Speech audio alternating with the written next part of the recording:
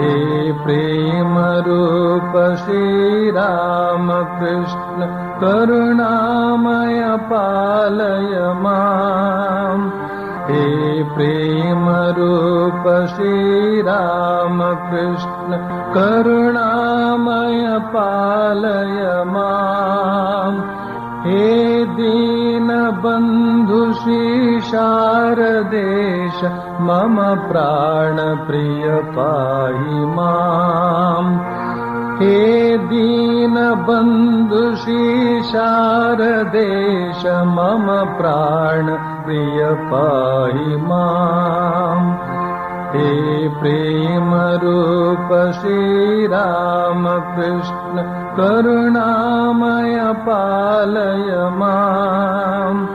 हे प्रेम रूप श्री राम कृष्ण करुणामय पालय माम्। हे दीन बंधु श्री शारदेश मम प्राण प्रिय पाहि माम्। हे दीन बंधु श्री शारदेश मम प्राण प्रिय पाहि माम्। हे प्रेम रूप श्री राम कृष्ण करुणामय पालय माम्।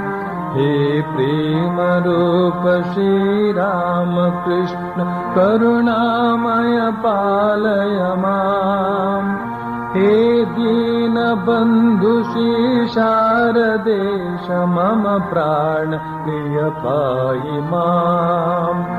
हे दीन बंधु श्री शारदेश मम प्राण प्रिय पाहि माम्। मम प्राण प्रिय पाहि माम्। मम प्राण प्रिय पाहि माम्।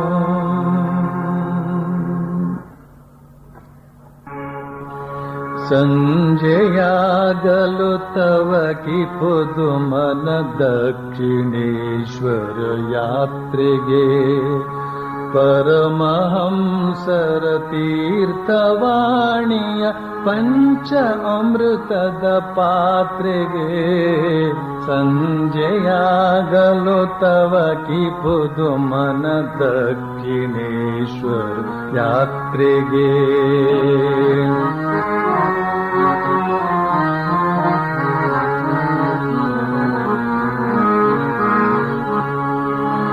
गोप्त दप्तर बರೆಯುತ್ತೀರ್ಪ ಮಹೇಂದ್ರ ಗೋಪ್ತನ ನೋಡುವೆ। ಗುಪ್ತ ದಪ್ತರ ಬರೆಯುತ್ತೀರ್ಪ ಮಹೇಂದ್ರ ಗೋಪ್ತನ ನೋಡುವೆ। ಪ್ರಶ್ನ ವರ್ಷವ ಕರೆಯುತ್ತೀರ್ಪ ನರೇಂದ್ರ ವಾದವನಾಲಿತೆ। ಸಂಜೆಯಾಗಲು ತವ की पुदु मन दक्षिणेश्वर यात्ರೆಗೆ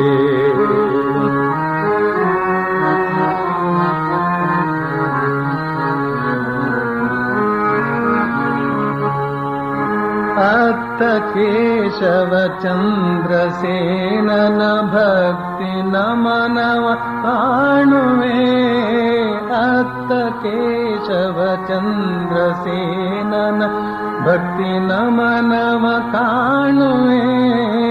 इत्त मत्त गिरीश घोषण चंद्र चित्तदि कೈಯುವೆ। ಸಂಜೆಯಾಗಲು ತವ की पुदु मन दक्षिणेश्वर यात्ರೆಗೆ परमहंसर तीर्थवाणीय पंच अमृतद पात्ರೆಗೆ ಸಂಜೆಯಾಗಲು ತವ की पुदु मन दक्षिणेश्वर यात्ರೆಗೆ ಸಂಜೆಯಾಗಲು ತವ की पुदु मन दक्षिणेश्वर यात्ರೆಗೆ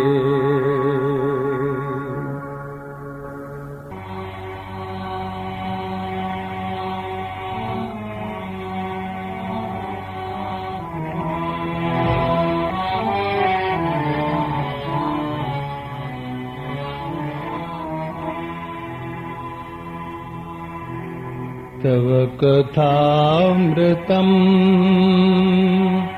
तप्तजीवनम् कविभिरीडितम् कल्मषापहम् श्रवणमङ्गलम् श्रीमदाततम् कृष्ण भुवि गृह्णन्ति ते भूरिदा जना।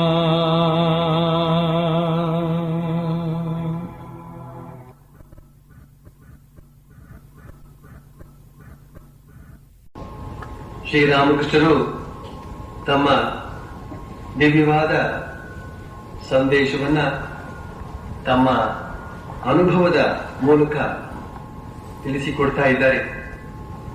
ಕಳೆದ ಶನಿವಾರ ಏನನ್ನು ಹೇಳ್ತಾ ಇದ್ರು, ಸಚ್ಚಿದಾನಂದ ಅನಂತ ಸಾಗರವಿದ್ದ ಹಾಗೆ ಶೈತ್ಯದ ದೆಸೆಯಿಂದ ನೀರು ಹಿಮ ಕಟ್ಟಿ ವಿವಿಧ ಹಿಮಗಡ್ಡೆಗಳ ರೂಪ ತಾಳಿ ಸಾಗರದ ನೀರಿನಲ್ಲಿ ತೇಲಾಡುತ್ತಿರುತ್ತದೆ. ಅದೇ ರೀತಿಯಾಗಿ ಭಕ್ತಿ ಎಂಬ ಶೈತ್ಯದ ದೆಸೆಯಿಂದ ಸಚ್ಚಿದಾನಂದ ಸಾಗರದಲ್ಲಿ ಭಗವಂತನ ಅನೇಕ ರೂಪಗಳನ್ನ ನೋಡಬಹುದು. ಆಕಾರಗಳು ಭಕ್ತರಿಗಾಗಿ ಮಾತ್ರವೇ. ಆದರೆ ಜ್ಞಾನ ಸೂರ್ಯ ಉದಯಿಸಿದ ಎಂದರೆ ಹಿಮಗಡ್ಡೆಗಳೆಲ್ಲ ಕರಗಿ ಎಂದಿನಂತೆ ನೀರಾಗುತ್ತವೆ. ಮೇಲೆ ನೀರು, ಕೆಳಗೆ ನೀರು, ಎಲ್ಲೆಲ್ಲೂ ನೀರೇ ನೀರು. ಇದಕ್ಕಾಗಿಯೇ ಶ್ರೀಮದ್ ಭಾಗವತದ ಒಂದು ಸ್ತೋತ್ರ ಹೇಳುತ್ತದೆ, ಹೇ ಭಗವಂತ, ನೀನೇ ನಿರಾಕಾರ, ನಮ್ಮ ಮುಂದೆ ನೀನು ಮನುಷ್ಯ ರೂಪ ಧರಿಸಿ ಸುತ್ತಾಡುತ್ತಿದ್ದೀಯೇ. ಆದರೆ ವೇದದಲ್ಲಿ ನಿನ್ನನ್ನೇ ವಾಂಗ್ಮನಾತೀತ ಎಂಬುದಾಗಿ ಹೇಳಿದೆ ಅಂತ. ಎಷ್ಟು ವಿಚಾರಗಳು ಈ 4 ಮಾತುಗಳಲ್ಲಿ ಇವೆ ಅನ್ನೋದನ್ನ ನಾವು ಬಹಳಷ್ಟು ಆಲೋಚಿಸಿದಾಗ ಮತ್ತು ಶಾಸ್ತ್ರ ವಾಕ್ಯಗಳ ಸಹಾಯದಿಂದ ಆಲೋಚಿಸಿದಾಗ ತಿಳಿದು ಬರುತ್ತದೆ. ಪರಮಾತ್ಮ ಒಬ್ಬನೇ ಅಂತನ್ನುವ ಮಾತನ್ನ ಎಲ್ಲರೂ ಒಪ್ಪಿಕೊಂಡಂತಹದ್ದೇ. ಯಾರು ಒಪ್ಪಿಕೊಳ್ಳಲಿಲ್ಲವೋ ಅವರು ಕಾರಣಾಂತರಗಳಿಂದ ಒಪ್ಪಿಕೊಳ್ಳಲಿಲ್ಲ. ಯಾತಕ್ಕೆ ಅಂತ ಹೇಳಿದ್ರೆ, ದೇವರು ಅಂತನ್ನುವ ಒಬ್ಬ ಇದ್ದಾನೆ ಅಂತನ್ನೋದನ್ನೇ ಒಪ್ಪಿಕೊಳ್ಳುವ ಸ್ಥಿತಿಗೆ ಬರುವವರೆಗೆ ಅವನು ಸಾಕಾರನೋ ನಿರಾಕಾರನೋ ಅನಂತನೋ ಶಾಂತನೋ ಹೇಗೆ ಹೇಳುದು? ಒಮ್ಮೆ ಶ್ರೀರಾಮಕೃಷ್ಣರ ಸನ್ಯಾಸಿ ಶಿಷ್ಯರು ಅವರಲ್ಲಿ ಒಬ್ಬ ಅಂದ್ರೆ ಇನ್ನು ಯುವಕ ಶ್ರೀರಾಮಕೃಷ್ಣರ ಬಳಿಗೆ ಮೊದಲ ಸಲ ಬಂದಾಗ ಶ್ರೀರಾಮಕೃಷ್ಣರು ಅವನನ್ನ ಕೇಳ್ತಾರೆ ಇದೇ ಮಾತನ್ನ, ನಿನಗೆ ಸಾಕಾರದಲ್ಲಿ ಇಷ್ಟವೋ ನಿರಾಕಾರದಲ್ಲಿ ಇಷ್ಟವೋ? ಆ ಹುಡುಗ ಮುಂದೆ ಪ್ರಖ್ಯಾತ ಸನ್ಯಾಸಿ ಆಗಿರ್ತಕ್ಕಂಥವನು ಆಗ ಏನು ಉತ್ತರ ಕೊಟ್ಟ? ಅವನು, ನನಗೆ ದೇವರಿದ್ದಾನೆ ಅಥವಾ ಇಲ್ಲ ಅನ್ನೋ ವಿಷಯದಲ್ಲೇ ಇನ್ನೂ ಸರಿಯಾಗಿ ತಿಳಿದು ಬಂದಿಲ್ಲ, ಇನ್ನು ಸಾಕಾರದಲ್ಲಿ ಇಷ್ಟವೋ ನಿರಾಕಾರದಲ್ಲಿ ಇಷ್ಟವೋ ಹೇಗೆ ಹೇಳಿ ಅಂತ ಹೇಳಿಬಿಟ್ಟ. ಆ ಉತ್ತರ ಕೇಳಿ ಶ್ರೀರಾಮಕೃಷ್ಣಕ್ಕೆ ಬಹಳ ಸಂತೋಷವಾಗುತ್ತೆ. ಇದು ಒಂದು ಕಾರಣ. ಭಗವಂತ ಒಬ್ಬನೋ ಅನೇಕನೋ ಸಾಕಾರನೋ ನಿರಾಕಾರನೋ ಆನಂದ ಸ್ವರೂಪಿಯೋ ನಿರಾನಂದ ಸ್ವರೂಪಿಯೋ ಅಂತೆಲ್ಲ ಆ ಒಂದು ಗೋಜಿಗೆ ಹೋಗದಿರೋದಕ್ಕೆ ಕಾರಣ ಏನಪ್ಪಾ ಅಂತಂದ್ರೆ, ಅವನ ಇರುವಿಕೆಯಲ್ಲಿಯೇ ಇನ್ನು ಯಾವ ಒಂದು ಭಾವನೆಯು ಮೂಡದಿರುವುದೇ ಆಗಿರುತ್ತದೆ. ಎಷ್ಟೋ ಜನರಿಗೆ ಅವರವರ ಸಂಸಾರ, ಅವರವರ ಲೌಕಿಕ ಜೀವನ, ಅಲ್ಲಿ ಬರ್ತಕ್ಕಂತಹ ಸುಖ ದುಃಖಗಳು, ಲಾಭ ನಷ್ಟಗಳು, ಇವುಗಳೇ ಅವರ ವ್ಯಕ್ತಿತ್ವವನ್ನು ಆವರಿಸಿಕೊಂಡು ಬಿಟ್ಟಿರುತ್ತವೆ. ದೇವರ ಕುರಿತಾಗಿ ಭಾವಿಸುವ ಅವಶ್ಯಕತೆಯೇ ಬಂದಿರೋದಿಲ್ಲ. ಆದ್ರಿಂದ ಅವರು ಅದನ್ನ ಯಾವ ರೀತಿಯಲ್ಲಿ ಹೇಳ್ತಾರೆ, ದೇವರ ಕುರಿತಾಗಿ ಯಾವ ರೀತಿಯಲ್ಲಿ ಹೇಳ್ತಾರೆ ಅಂತ ಹೇಳ್ತಕ್ಕಂಥದ್ದು ಮುಖ್ಯವಾಗುವುದಿಲ್ಲ. ದೇವರ ಅಸ್ತಿತ್ವವನ್ನ ಒಪ್ಪಿಕೊಂಡವರು ಕೂಡ ಕೆಲವರು ಸಾಕಾರ ಅಂತ ಹೇಳ್ತಾರೆ, ಕೆಲವರು ನಿರಾಕಾರ ಅಂತ ಹೇಳ್ತಾರೆ. ನಿರಾಕಾರವಾದಿಗಳು ಕಡಿಮೆ ಜನ, ಸಾಕಾರವಾದಿಗಳೇ ಬಹಳ ಜನ. ಕಾರಣ, ನಮ್ಮ ಮನಸ್ಸಿಗೆ ಒಂದು ಆಕಾರ ಅಂತ ಅನ್ನೋದನ್ನ ಕೊಟ್ರೆ ಒಂದು ನಾಮ ಮತ್ತು ರೂಪ ಇವುಗಳ ಆಧಾರ ಇದ್ರೆ ಮಾತ್ರ ನಾವು ಒಂದು ವಸ್ತುವನ್ನ ಗ್ರಹಿಸೋದಕ್ಕೆ ಸಮರ್ಥರಾಗ್ತೇವೆ. ಆ ನಾಮ ಮತ್ತು ರೂಪ ಇವೆರಡು ಇಲ್ಲದೆ ಇತ್ತು ಅಂತ ಹೇಳಿದ್ರೆ ನಾವು ಆ ವಸ್ತುವನ್ನು ಗ್ರಹಿಸೋದಕ್ಕೆ ಸಮರ್ಥರಾಗುವುದಿಲ್ಲ. ಆದ್ರಿಂದ ನಾಮರೂಪ ನಮಗೆ ಬೇಕಾದ್ರಿಂದ ಭಗವಂತನು ಕೂಡ ಅದಕ್ಕೆ ಅನುಸಾರವಾದಂತಹ ನಾಮರೂಪವನ್ನ ಹೊಂದಿ ಲೀಲೆ ಆಡ್ತಾನೆ. ಅದನ್ನೇ ಅವತಾರ ಅಂತ ಕರೆಯೋದು. ಅವನು ಬಗೆ ಬಗೆಯಾಗಿ ರೂಪವನ್ನ ತಾಳ್ತಾನೆ.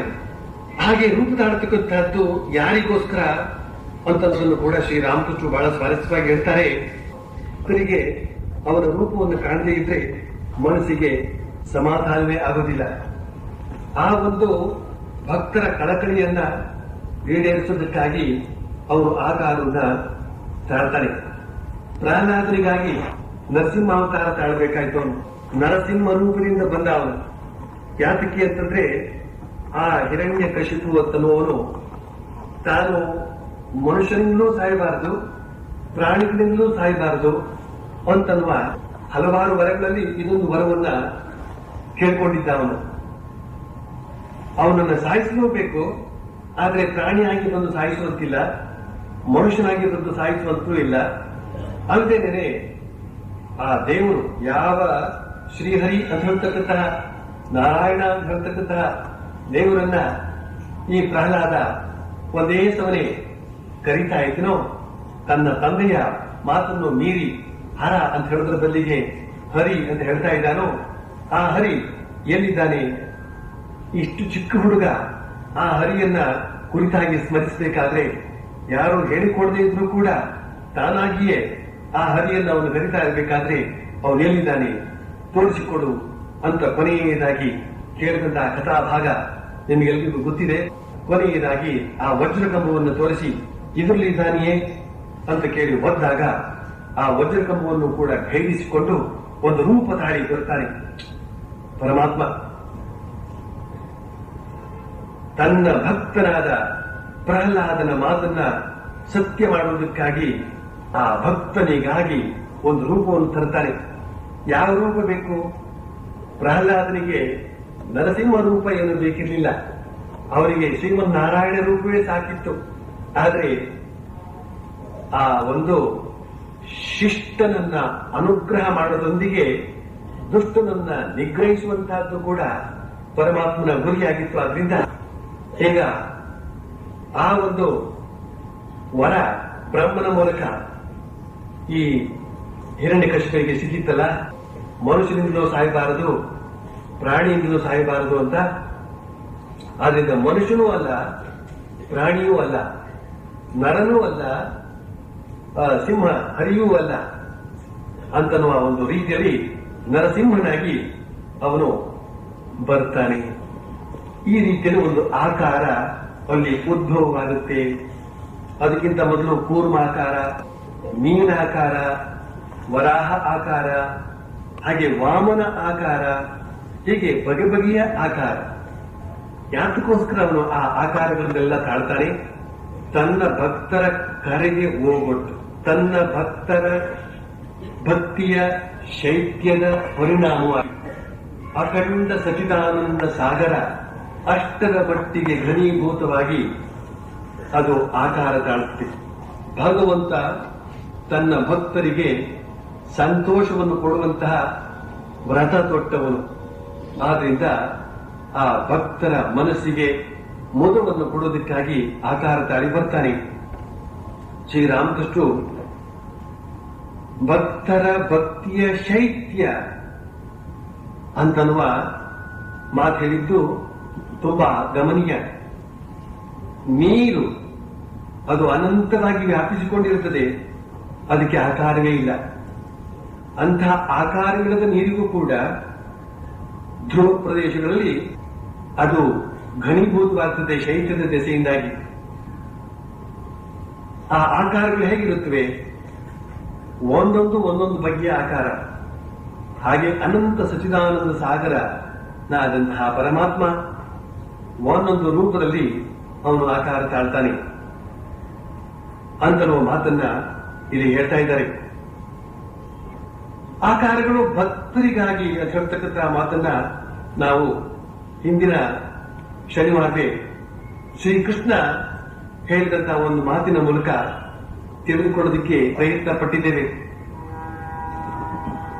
ಭಕ್ತರಿಗೋಸ್ಕರ ಪರಮಾತ್ಮ ಯಾತಕ ಅವತಾರ ತಾಳ್ತಾರೆ? ಪರಿತ್ರಾಣಾಯ ಸಾಧೂನಾಂ ವಿನಾಶಾಯ ಚ ದುಷ್ಕೃತಾಂ ಧರ್ಮ ಸಂಸ್ಥಾಪನಾರ್ಥಾಯ ಸಂಭವಾಮಿ ಯುಗೇ ಯುಗೇ. ಯುಗ ಯುಗದಲ್ಲೂ ಕೂಡ ಇಂತಹ ಭಕ್ತಾದಿಗಳು ಬರ್ತಾ ಇರ್ತಾರೆ.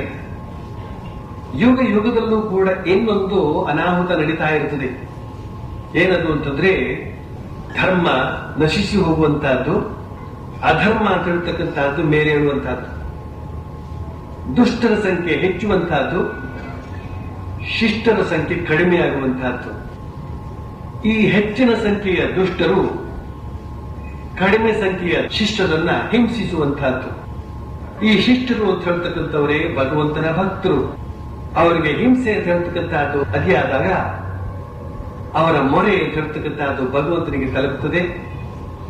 ಪರಿಣಾಮವಾಗಿ ಅವನು ಆಕಾರ ತಾಳ್ತಾನೆ ಅಂತನ್ನುವ ಮಾತನ್ನು ನಾವಲ್ಲಿ ನೋಡ್ತೇವೆ. ಶ್ರೀರಾಮಕೃಷ್ಣರು ಭಗವಂತ ಈ ತರ ಆಕಾರ ತಾಳ್ತಾನೆ ಅಂತನ್ನುವ ಮಾತನ್ನು ಹೇಳಿ ಇನ್ನೊಂದು ಮಾತು ಹೇಳ್ತಾರೆ. ಆದ್ರೆ ಜ್ಞಾನ ಸೂರ್ಯ ಉದಯಿಸಿದ ಎಂದರೆ ಹಿಮಗಡ್ಡೆಗಳೆಲ್ಲ ಕರಗಿ ಎಂದಿನಂತೆ ನೀರಾಗುತ್ತವೆ ಅಂತ. ಭಕ್ತ ಭಕ್ತಿಯನ್ನು ಹೊಂದಿರ್ತಾನೆ. ಆದರೆ ಈ ಭಕ್ತಿ ಅಂತ ಹೇಳ್ತಕ್ಕಂತಹದ್ದು ಇನ್ನೂ ಮುಂದುವರಿದು ಅಲ್ಲಿ ಜ್ಞಾನ ಅಂತ ಹೇಳ್ತಕ್ಕಂತಹದ್ದು ಕೂಡ ಉದಿಸ್ತದೆ. ಜ್ಞಾನಕ್ಕೂ ಭಕ್ತಿಗೂ ನಿಜವಾಗಿ ನೋಡಿದ್ರೆ ವ್ಯತ್ಯಾಸ ಇಲ್ಲ. ಯಾವುದು ಭಕ್ತಿಯೋ ಅದೇ ಜ್ಞಾನ, ಯಾವುದು ಜ್ಞಾನವೋ ಅದೇ ಭಕ್ತಿ. ಆದ್ರೆ ಈ ಭಕ್ತಿ ಅಂತ ಹೇಳ್ತಕ್ಕಂತಹದ್ದು ಇನ್ನೊಂದು ಸ್ವಲ್ಪ ಪ್ರಾರಂಭಾವಸ್ಥೆಯಲ್ಲಿರುವಾಗ ಅಥವಾ ಆ ದ್ವೈತ ಭಾವದಲ್ಲಿ ಭಗವಂತನನ್ನು ಅನುಭವಿಸಬೇಕು ಅಂತ ಹೇಳ್ತಕ್ಕಂತಹ ಒಂದು ಆಸೆ ಭಕ್ತನಲ್ಲಿ ಇರುವವರೆಗೆ ಅವನಲ್ಲಿ ಭಕ್ತಿ ಪ್ರಧಾನವಾಗಿರ್ತದೆ, ಜ್ಞಾನ ಗೌಣವಾಗಿರ್ತದೆ. ಆದರೆ ಅದೇ ಭಗವಂತನ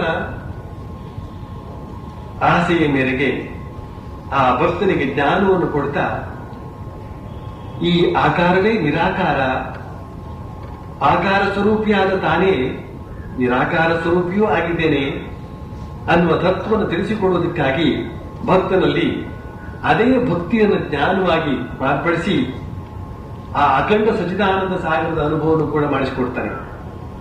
ಶ್ರೀರಾಮಕೃಷ್ಣರು ಭಕ್ತಿಯ ಮೂಲಕ ಭವತಾಗ್ನಿ ಕಾಳಿಯನ್ನ ಸಾಕ್ಷಾತ್ಕರಿಸಿಕೊಂಡ್ರು.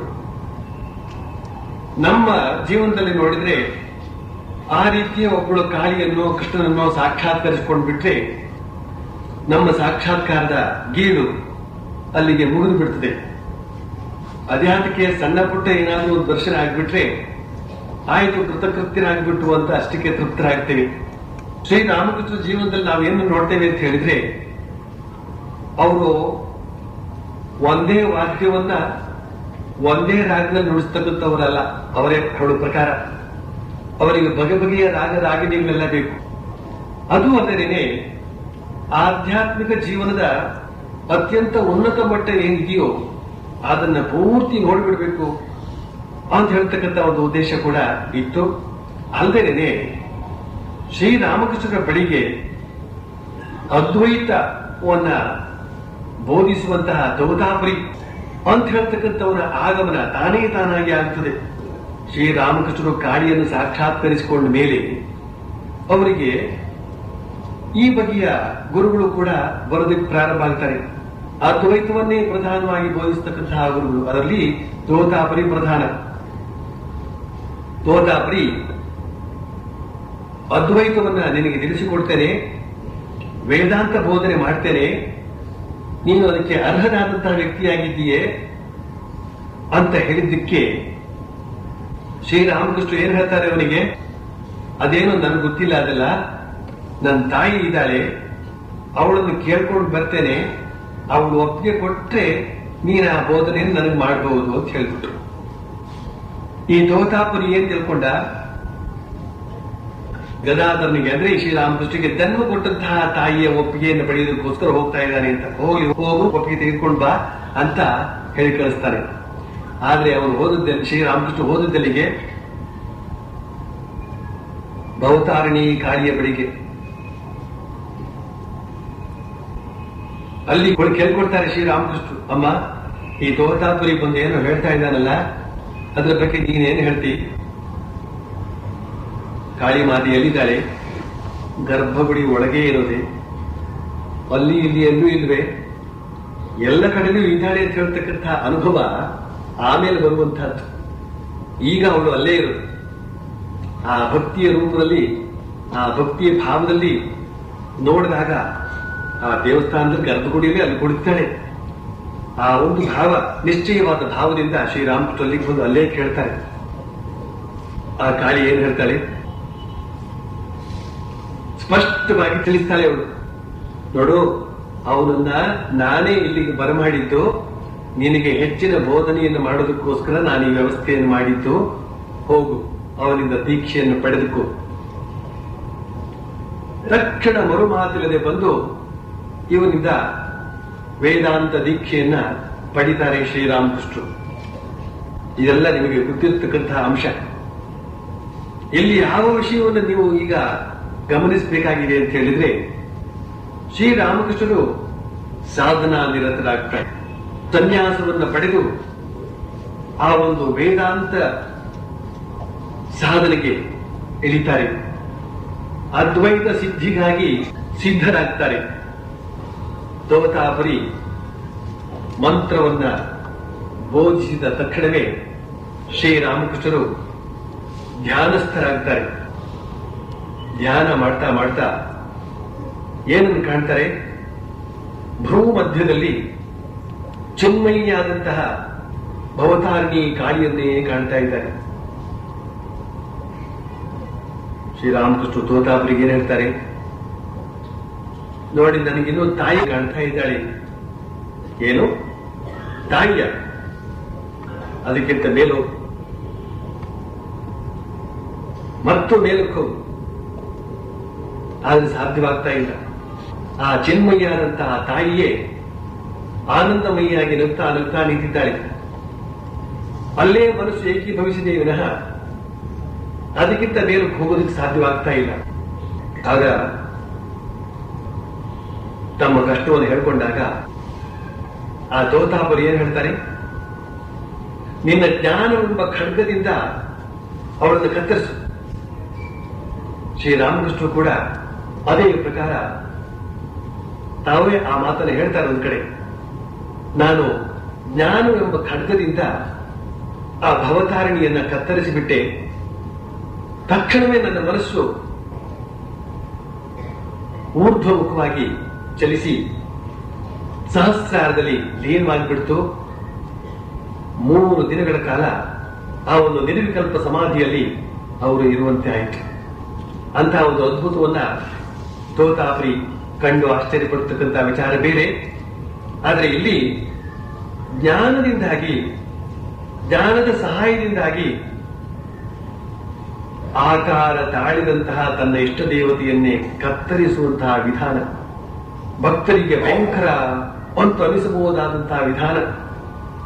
ಆದರೆ ಆ ಒಂದು ಪರಮ ಜ್ಞಾನ ಅಂತ ಹೇಳ್ತಕ್ಕಂಥದ್ದು ಬಂದಾಗ, ಯಾವ ಅನಂತ ಸಚಿದಾನಂದ ಸಾಗರದಿಂದ ಭವತಾರಿಣಿ ಕಾಳಿ ಆಕಾರ ತಾಳಿ ಬರಿದಾಳೋ, ಅವಳೇ ಕೃಪಾಮಯಿಯಾಗಿ ತನ್ನ ಭಕ್ತನಿಗೆ ಆ ನಿರ್ವಿಕಲ್ಪ ನಿರಾಕಾರ ಸಚ್ಚಿದಾನಂದದ ಅನುಭವವನ್ನು ಮಾಡಿಕೊಡ್ಬೇಕು ಅಂತ ಸಂಕಲ್ಪಿಸ್ತಾಳೋ ಆಗ ಅದೇ ಭಕ್ತನಿಂದ ಈ ರೀತಿ ಕತ್ತರಿಸಲ್ಪಡೋದಕ್ಕೂ ಇಷ್ಟಪಡ್ತಾಳೆ, ಕರಗಿ ಹೋಗುವುದಕ್ಕೂ ಇಷ್ಟಪಡ್ತಾಳೆ. ತಾನೇ ಕರಗಿ ಹೋಗಿ ತನ್ನ ನಿಜ ಸ್ವರೂಪವನ್ನು ತಿಳಿಸಿಕೊಡೋದಕ್ಕೆ ಅವಳು ಮುಂದಾಗ್ತಾಳೆ. ಅದೇ ಭವತಾರಣಿ ಕಾಳಿಯ ನಿಜ ಸ್ವರೂಪ ಯಾವುದು? ಸಚ್ಚಿದಾನಂದ ಸ್ವರೂಪಿಣಿ ಅಂತಲೇ ಅದಕ್ಕೆ ಕರೆಯೋದು. ಸಚ್ಚಿದಾನಂದ ಸ್ವರೂಪ, ನಿರಾಕಾರ, ನಿರ್ಗುಣ, ಇಂಥ ಒಂದು ದಿವ್ಯವಾದಂತಹ ಸ್ಥಿತಿ ಅನುಭವಗಮ್ಯ.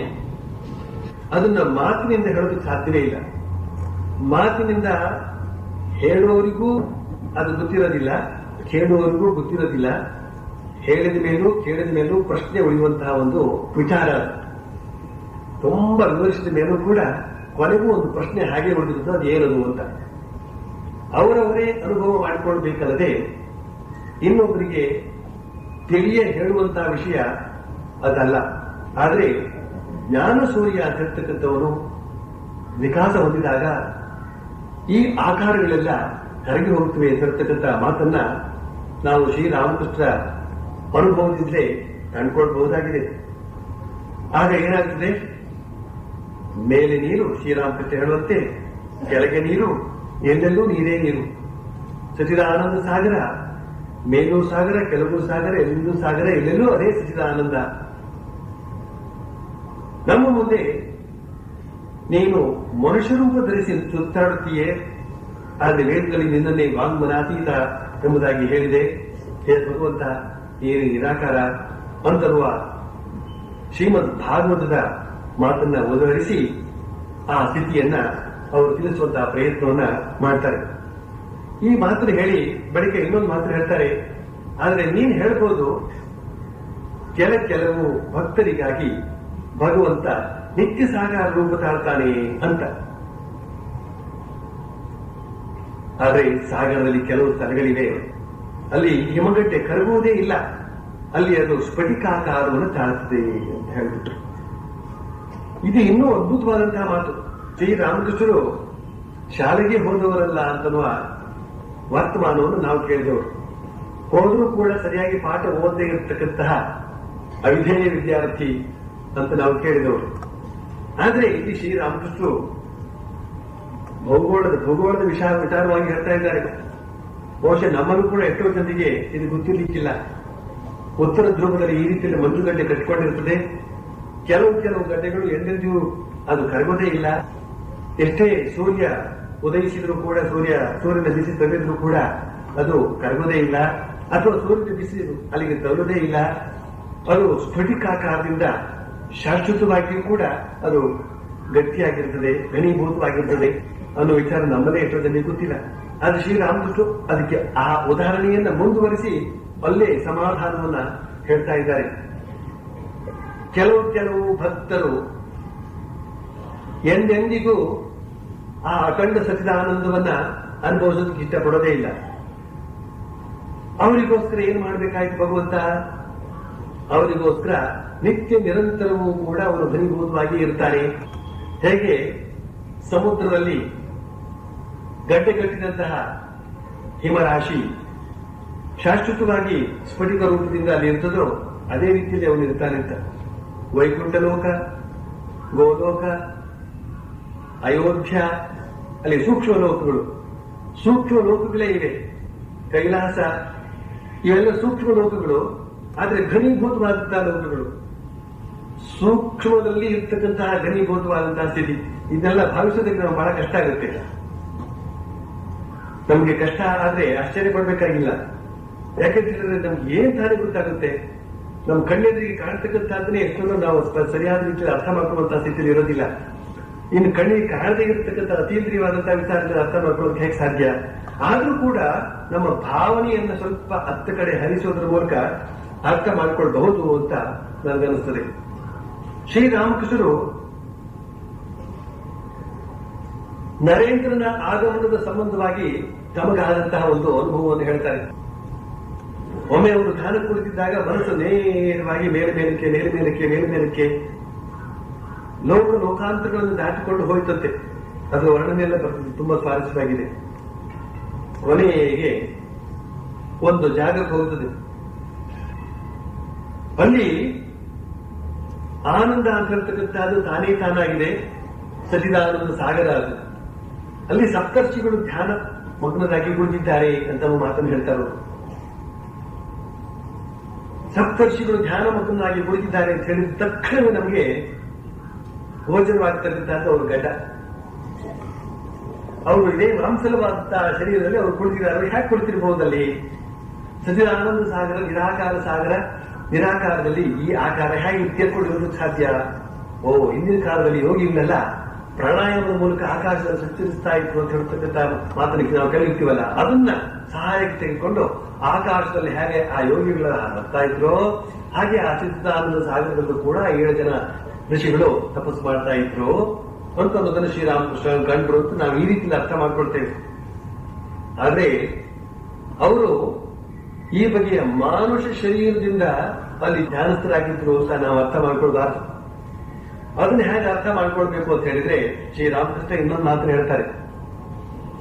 7 ಜನ ಋಷಿಗಳು ಧ್ಯಾನ ಮಾಡ್ತಾ ಇದ್ರೆ ಇದ್ದಕ್ಕಿದ್ದಂತೆ ಆ ಸಚ್ಚಿದಾನಂದ ಸಾಗರದ ಒಂದು ಭಾಗ ತನ್ನಷ್ಟಕ್ಕೆ ತಾನೇ ಘನೀಭೂತವಾಗಿ ಒಂದು ಸುಂದರವಾದ ಶಿಶುವಿನ ರೂಪವನ್ನು ತಾಳಿತು ಅಂತ ಹೇಳಿಬಿಟ್ರು. ಆ ಶಿಶು ಅದೇ ಸಚ್ಚಿದಾನಂದ ಸಾಗರದಲ್ಲಿ ತೇಲಿಕೊಂಡು ಬಂದು ಒಬ್ಬ ಋಷಿಯ ತೊಡೆಯ ಮೇಲೆ ಕುಳಿತು ಅವನ ಕೊರಳನ್ನು ಬಳಸಿಕೊಂಡಿತ್ತು ಅಂತ ಹೇಳ್ತಾರೆ. ಆ ಶಿಶುವಿನ ಮೃದುವಾದಂತಹ ಕರಸ್ಪರ್ಶದಿಂದ ಆ ಋಷಿ ಜಾಗೃತಗೊಂಡು ತನ್ನ ಕಣ್ಣುಗಳನ್ನ ಅರ್ಧ ತೆರೀತಾನೆ ಅಂತ ಶ್ರೀರಾಮಕೃಷ್ಣ ಹೇಳ್ತಾರೆ. ಇದೇನು ಕಣ್ಣುಗಳು ತೆರೆಯೋದು, ಆ ಮಗು ಅದೇನು ಘನೀಭೂತವಾಗೋದು, ನಮ್ಮ ಈ ಲೋಕದಲ್ಲಿ ಕಾಣ್ತಕ್ಕಂತಹ ಮಗುವಿನಂತೆಯೇ ಅದು ಮಾಂಸಲವಾದಂತಹ ಮಗುವೇ ಆಗಿರಬಹುದೇ ಒಂದರುವ ಭಾವನೆಯಿಂದ ನಮಗೆ ಬರ್ತದೆ. ಹಾಗೆ ಅರ್ಥ ಮಾಡ್ಕೊಳ್ಬಾರ್ದು. ಆ ಸಚ್ಚಿದಾನಂದ ಸಾಗರವೇ ಒಂದಿಷ್ಟು ಘನೀಭೂತವಾಗಿ ಮಗುವಿನ ಆಕಾರವನ್ನು ತಾಳಿತು ಅಂತ ಹೇಳಿದ್ರೆ, ಹೇಗೆ ನೀರು ಗಡ್ಡೆ ಕಟ್ಟುವಾಗ ಗಟ್ಟೆ ಕಟ್ಟಿ ಘನೀಭೂತವಾದರೂ ಕೂಡ ಅದು ತನ್ನ ನೀರು ತನವನ್ನ ಕಳ್ಕೊಳ್ಳೋದೇ ಇಲ್ಲ. ನೀರು ಹಾಗೇ ಇರ್ತದೆ. ಅದರಲ್ಲಿ ಆ ಕಡೆ ಈ ಕಡೆ ಪಾರದರ್ಶಕವಾಗಿ ಕಾಣ್ತಾ ಇರ್ಬೋದು. ನಮಗೆ ಆಕಾರವೂ ಇರ್ತದೆ, ಅಷ್ಟು ಸೂಕ್ಷ್ಮವಾಗಿಯೂ ಇರ್ತದೆ. ಸೂಕ್ಷ್ಮದಲ್ಲಿ ಒಂದು ಸ್ಥೂಲ. ಈ ರೀತಿಯಲ್ಲಿ ನಾವು ಅರ್ಥ ಮಾಡ್ಕೊಳ್ಬೇಕು. ಲೋಕಾಂತರವನ್ನು ಅರ್ಥ ಮಾಡ್ಕೊಳ್ಳುವಾಗ ಸೂಕ್ಷ್ಮ ಲೋಕಗಳು ಅಂತಲೇ ಅರ್ಥ ಹೆಸರು, ಲೋಕಾಂತರಗಳು ಅಂತ ಹೆಸರು. ಅಂತರ, ಒಂದರ ಒಳಗೆ ಇನ್ನೊಂದು ಲೋಕ, ಆ ರೀತಿಯ ವ್ಯವಸ್ಥೆ. ಸೂಕ್ಷ್ಮಾತಿ ಸೂಕ್ಷ್ಮ ಲೋಕದ ಒಳಗಡೆ ಸ್ಥೂಲ ಸ್ಥೂಲ ಸ್ಥೂಲ ಲೋಕಗಳು.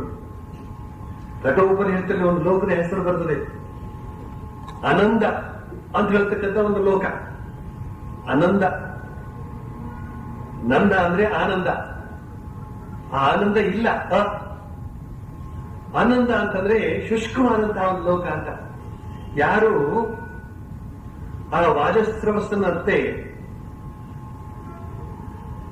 ಹಲ್ಲು ಬಿದ್ದು ಹೋದಂತಹ, ಇನ್ನು ಹಾಲು ಕರೆಯದೇ ಇರತಕ್ಕಂತಹ, ಇನ್ನು ಕರು ಹಾಕೋದಕ್ಕೆ ಶಕ್ತಿ ಇರತಕ್ಕಂತಹ, ಕೇವಲ ಮೂಳೆ ಚಟುಲವಾಗಿರ್ತಕ್ಕಂತಹ ಹಸುಗಳನ್ನೇ ದಾನ ಮಾಡ್ತಾರೋ, ಕೆಲಸಕ್ಕೆ ಬಾರದೇ ಇರತಕ್ಕಂಥ, ಉಪಯೋಗಕ್ಕೆ ಬಾರದೇ ಇರತಕ್ಕಂಥ ವಸ್ತುಗಳನ್ನೇ ಇತರರಿಗೆ ದಾನ ಮಾಡಿಬಿಟ್ಟು ನಾನು ಪುಣ್ಯವನ್ನು ಸಂಪಾದಿಸಿಕೊಳ್ಬೇಕು ಅಂತ ಒಂದು ಲೋಕವನ್ನು ವ್ಯಕ್ತಪಡಿಸ್ತಾರೋ, ಆ ಬಗೆಯ ದಾನ ಮಾಡಿದವರಿಗೋಸ್ಕರ ಒಂದು ಲೋಕವನ್ನ ಭಗವಂತ ಸೃಷ್ಟಿ ಮಾಡಿದನಂತೆ. ಅದೆಂಥ ಲೋಕ ಅಂದ್ರೆ, ಇಲ್ಲಿ ಹಸು ಹೇಗೆ ಹಾಲು ಕರೆಯುವುದಿಲ್ವೋ ಅಲ್ಲಿ ಆ ಲೋಕದಲ್ಲಿ ಆನಂದವೂ ಇರೋದಿಲ್ಲ. ಮರುಭೂಮಿ ಅಂತಿರ್ತಕ್ಕಂತಹ ಲೋಕ. ಹೀಗೆ ಲೋಕಾಂತರ ವರ್ಣೆ ಅಂತ ಹೇಳ್ತಕ್ಕಂಥದ್ದು ನಮ್ಮ ಉಪನಿಷತ್ತುಗಳಲ್ಲಿ ಕೂಡ ಸಿಗ್ತದೆ. ಭಗವಂತ ಶ್ರೀರಾಮಕೃಷ್ಣ ಹೇಳುವಂತೆ ಕೆಲವು ಕಡೆ ಶಾಶ್ವತವಾಗಿ ಘನೀಭೂತವಾಗಿರ್ತಾನೆ. ವೈಕುಂಠ ಕೈಲಾಸಾದಿಗಳು ನಮಗೆ ಅತ್ಯಂತ ಪರಿಚಿತವಾದವುಗಳು. ಅಂದ್ರೆ ಏನು? ಕೇಳಿ ಕೇಳಿ ಹಲವಾರು ಸತಿ ಕೇಳಿದ್ದೇವೆ. ಹೋಗಿ ಬಂದವರೊಬ್ಬ ಇಲ್ಲಿದ್ರು ಕೇಳಿ ಕೇಳಿ ಪರಿಚಯದಿಂದ ಆ ಲೋಕಗಳ ಹೆಸರನ್ನು ನಾನು ಉಚ್ಚರಿಸಿದೆ. ಅಲ್ಲಿ ಶಿವ ವಿಷ್ಣು ಶಾಶ್ವತವಾಗಿ ಭಕ್ತರಿಗಾಗಿ ಅಲ್ಲಿ ಘನೀಭೂತವಾಗಿ ಇರ್ತಾನೆ. ಆ ರೀತಿ ನಾವು ಅರ್ಥ ಮಾಡಿಕೊಳ್ಬೇಕು ಶ್ರೀರಾಮಕೃಷ್ಣರು ಹೇಳಿದಂತಹ ಮಾತನ್ನ. ಶ್ರೀರಾಮಕೃಷ್ಣರು ಈ ಮಾತನ್ನು ಹೀಗೆ ಹೇಳಿದಾಗ ಕೇದಾರನಾಥ ಭಕ್ತ ಹೇಳ್ತಾನೆ, ವ್ಯಾಸ ಮಹರ್ಷಿಗಳು ತನ್ನ 3 ಅಪರಾಧಕ್ಕಾಗಿ ಭಗವಂತನಿಂದ ಕ್ಷಮೆ ಬೇಡಿದ ಅನ್ನೋದಾಗಿ ಭಾಗವತದಲ್ಲಿ ಹೇಳಿದೆ. ಆತ ಅದರಲ್ಲಿ ಪ್ರಾರ್ಥನೆ ಮಾಡಿದ್ದಾನೆ, ಹೇ ಭಗವಂತ, ನೀನು ನಿರಾಕಾರ, ಆದರೆ ನಾನು ನಿನ್ನ ಧ್ಯಾನದ ಸಮಯದಲ್ಲಿ ನಿನಗೆ ಸಾಕಾರ ರೂಪ ಕಲ್ಪಿಸಿಕೊಂಡಿದ್ದೇನೆ. ನೀನು ವಾಗತೀತ, ಆದರೆ ನಾನು ನಿನ್ನನ್ನ ಸ್ತುತಿ ಮಾಡಿದ್ದೇನೆ ಮಾತಿನ ಮೂಲಕ. ನೀನು ಸರ್ವವ್ಯಾಪಿ, ಆದರೆ ನಾನು ಪವಿತ್ರ ಸ್ಥಳಗಳಿಗೆ ತೀರ್ಥಯಾತ್ರೆಗಾಗಿ ಹೋಗಿದ್ದೇನೆ. ಹೇ ಭಗವಂತ, ಕೃಪೆ ಮಾಡಿ ನನ್ನ ಈ 3 ಅಪರಾಧಗಳನ್ನು ಕ್ಷಮಿಸಿಬಿಡು ಅಂತ. ಏನ್ ಮಾಡಿತ್ತು ವ್ಯಾಸ ಮಹರ್ಷಿಗಳು? ಮಾಡಿದ್ದೇನು? ಏನ್ ಅಪರಾಧ ಮಾಡಿದ್ದದು? ಮೊದಲನೇದಾಗಿ ಅಪರಾಧ ಯಾವುದು ಅಂತಂದ್ರೆ, ಭಗವಂತನನ್ನ ಒಂದು ರೂಪ ಇಟ್ಟುಕೊಂಡು ಧ್ಯಾನ ಮಾಡಿತ್ತು. ಇನ್ನೊಂದು ಶಬ್ದಗಳ ಮೂಲಕ ಅವನನ್ನ ಸ್ತುತಿ ಮಾಡುವಂತಹ ಕಾರ್ಯ ಮಾಡಿತ್ತು. ಮಗದೊಂದು ಅವನನ್ನು ಹುಡುಕಿಕೊಂಡು ಕೆಲವು ನಿರ್ದಿಷ್ಟವಾದ ತೀರ್ಥಕ್ಷೇತ್ರಗಳಿಗೆ ಹೋದದ್ದು. ಈ 3 ಅಪರಾಧವಾಯ್ತಂತೆ. ತೀರ್ಥಕ್ಷೇತ್ರಕ್ಕೆ ಹೋದದ್ದು ಅಪರಾಧವಾಯ್ತಂತೆ. ಭಗವಂತನನ್ನ ಶಬ್ದಗಳಿಂದ ಕೊಂಡಾಡಿದ್ದು ಅಪರಾಧವಾಯ್ತಂತೆ. ಭಗವಂತನ ಆಕಾರವನ್ನು ಭಾವಿಸಿ ಧ್ಯಾನಿಸಿದ್ದು ಅಪರಾಧವಾಯ್ತಂತೆ. ಆದ್ದರಿಂದ ಕ್ಷಮಿಸು ಭಗವಂತ ಅಂತ ವ್ಯಾಸ ಮಹರ್ಷಿಗಳು ಕೇಳ್ಕೊಂಡ್ರಂತೆ. ಆದ್ರಿಂದ ನಾವು ಇನ್ಮೇಲೆ ಮೊದಲೇ ನಮ್ಗೆ ಇಷ್ಟವಿಲ್ಲ ಅದಲ್ಲ,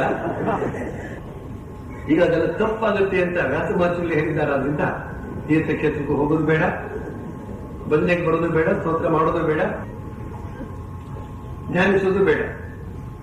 ಆದ್ರೆ ವ್ಯಾಸ ಮಹರ್ಷಿಗಳ ಅಭಿಪ್ರಾಯ ಏನು ಅಂತ ಹೇಳಿದ್ರೆ, ಪರಮಾತ್ಮ ತತ್ವತಃ ನಿರಾಕಾರ, ತತ್ವತಃ ಮಾತಿಗೆ ಅತೀತ, ತತ್ವತಃ ಅವನು ಒಂದೇ ಸ್ಥಳದಲ್ಲಿ ಮಾತ್ರ ಇರತಕ್ಕಂಥವನಲ್ಲ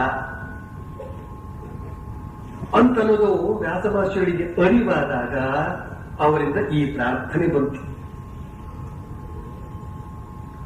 ಮನುಷ್ಯಾಣಾಂ ಸಹಸ್ರೇಷು ಕಶ್ಚಿದ್ ಯತತಿ ಸಿದ್ಧಯೇ ಯತತಾಮಪಿ ಸಿದ್ಧಾನಾಂ ಕಶ್ಚಿನ್ಮಾಂ ವೇತಿ ತತ್ವತಃ.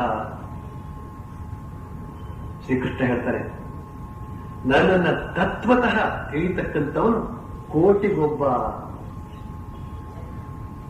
ಸಾಧಕರು 1000 ಜನ,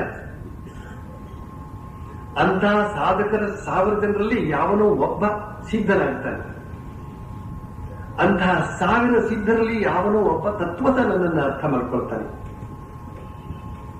ಸಿದ್ಧನಾದ ಮೇಲೂ ಅರ್ಥ ಮಾಡ್ಕೊಂಡಿಲ್ಲ ಅವನನ್ನ. ತತ್ವತಃ ಅರ್ಥ ಮಾಡ್ಕೊಳ್ಳೋದೇ ಬೇರೆ, ಸುಮ್ಮನೆ ಸಿದ್ಧನಾಗೋದೇ ಬೇರೆ ಅಂತ ಹೇಳಿದಾಗಾಯ್ತು. ಅಲ್ಲಿಗೆ ಎಷ್ಟು ಸೂಕ್ಷ್ಮಾತಿ ಸೂಕ್ಷ್ಮ ಅವನು ಅಂತನ್ನೋದನ್ನ ಈ ರೀತಿಯಲ್ಲಿ ಶ್ರೀಕೃಷ್ಣ ತಿಳಿಸಿಕೊಟ್ಟಿದ್ದಾನೆ. ತತ್ವತಃ ಅವನನ್ನು ತಿಳಿಯುವುದು ಏನು ಅಂತ ಹೇಳಿದ್ರೆ, ಅವನಿಗೆ ಆಕಾರ ಇಲ್ಲ, ಶಬ್ದಗಳಿಂದ ಅವನನ್ನು ವರ್ಣಿಸುವುದಕ್ಕೆ ಸಾಧ್ಯವಿಲ್ಲ, ಒಂದು ವಿಶಿಷ್ಟವಾದಂತಹ ಜಾಗದಲ್ಲೇ ಅವನನ್ನು ಪತ್ತೆ ಹಚ್ಚೋದಕ್ಕೆ ಸಾಧ್ಯವಿಲ್ಲ. ಎಲ್ಲೆಂದ್ರೆ ಅಲ್ಲಿ ಅವನನ್ನು ಕಾಣಬಹುದು, ಶಬ್ದಗಳಿಂದಲೇ ಅವನನ್ನು ಅರಿಯಬಹುದು,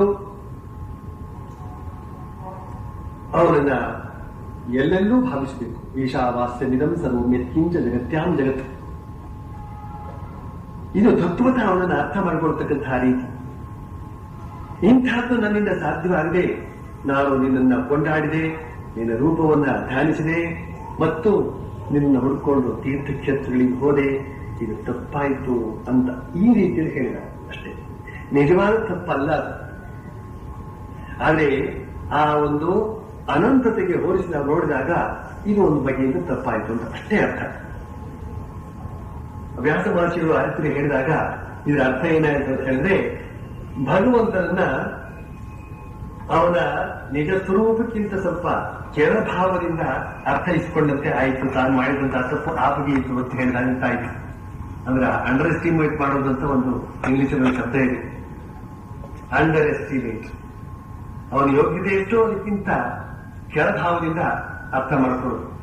ಶ್ರೀರಾಮಕೃಷ್ಣ ಹೇಳ್ತಾರಾಗ, ಹೌದು ಭಗವಂತ ಸಾಕಾರನೂ ಹೌದು ನಿರಾಕಾರನೂ ಹೌದು, ಮತ್ತೆ ಆತ ಸಾಕಾರ ನಿರಾಕಾರಗಳಿಗೆ ಅತೀತನೂ ಹೌದು. ಆತ ಇದೆ ಹೀಗೆ ಅಂತ ಹೇಳೋದಕ್ಕೆ ಆಗೋದಿಲ್ಲ ಅಂತ ಈ ಮಾತನ್ನ ನಾವು ಹಿಂದೆನೇ ಅರ್ಥ ಮಾಡ್ಕೊಂಡಿದ್ದೇವೆ. ಈಗ ಮಾಸ್ಟರ್ ಮಹಾಶಯ ಮುಂದುವರಿಸ್ತಾ ಹೇಳ್ತಾರೆ, ರಾಖಾಲ್ನ ತಂದೆ ಕೊಠಡಿಯಲ್ಲಿ ಕುಳಿತುಕೊಂಡಿದ್ದಾನೆ. ಈಗ ಕೆಲವು ದಿನಗಳಿಂದ ರಾಖಾಲ ಅಡಿಗಡಿಗೆ ಬರುತ್ತಿದ್ದಾನೆ. ರಾಖಾಲ ಇಲ್ಲೇ ಇರುವುದನ್ನು ನೋಡಿ ರಾಖಾಲ್ನ ತಂದೆ ವಿಶೇಷವಾಗಿ ಏನು ಬೇಡ ಅಂತ ಹೇಳಲಿಲ್ಲ. ಸವತಿ ಇದ್ದಾಳೆ. ರಾಖಾಲ ಇಲ್ಲೇ ಇರುವುದನ್ನು ನೋಡಿ ಆತ ವಿಶೇಷವಾಗಿ ಏನು ಬೇಡ ಅಂತ ಹೇಳಿಲ್ಲ. ಆತ ಒಳ್ಳೆ ಧನಿಕ ಪ್ರಾಪಂಚಿಕನಾದ್ರಿಂದ ಆಗಾಗ ಕೋರ್ಟು ಕಚೇರಿಗಳಿಗೆ ಹತ್ತತ್ರೇ ಇರಬೇಕಾಗಿತ್ತು.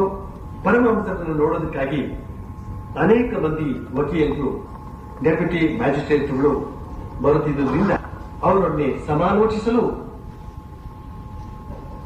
ಆಗಾಗ ಬರುತ್ತಿದ್ದಾನೆ. ಅವರಿಂದ ಆತನಿಗೆ ಪ್ರಾಪಂಚಿಕ ಕಾರ್ಯಗಳ ಸಂಬಂಧವಾಗಿ ಅನೇಕ ಒಳ್ಳೆ ಸಹಾಯಕಾರಿ ಸಲಹೆಗಳು ದೊರೆಯುತ್ತವೆ ಅಂತನ್ನುವ ಇಷ್ಟು ಮಾತುಗಳನ್ನ ಮಾಸ್ಟರ್ ಮಹಾಶಯ ಬರೆದಿಟ್ಟಿದ್ದಾನೆ. ಬಹಳ ಸ್ವಾರಸ್ಯವಾಗಿದೆ. ಆಲೋಚನೆ ಮಾಡಿದ್ರೆ ಮಾಡ್ತಾ ಇದ್ರೆ ಅಷ್ಟೇ ಇರುತ್ತೆ.